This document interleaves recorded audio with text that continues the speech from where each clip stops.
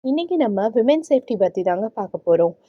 அப்பா, பெண் குழந்தைய பெத்து, வளர்த்து, ஆளாக்குறதுக்குள்ள வயித்துல நெருப்ப கட்டிட்டு இருக்க வேண்டியதா இருக்குப்பா.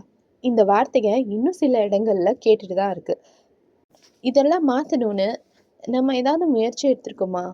அப்படின்னு சொல்லிட்டு என்னைக்காவது யோசிச்சு பார்த்துருக்கீங்களா? குழந்தைங்களுக்கு நல்ல எஜுகேஷன் குடுக்குறோம். டச், பேட் டச் சொல்லிக் குடுக்குறோம். தைரியத்த குடுக்குறோம். இதெல்லாம் மட்டும் போதுமா?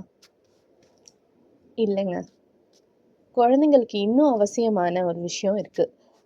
அதுதான் தற்காப்பு. எல்லா பெண் குழந்தைங்களுக்கும் அடிப்படை தற்காப்பு கலை தெரிஞ்சிருக்கணும்.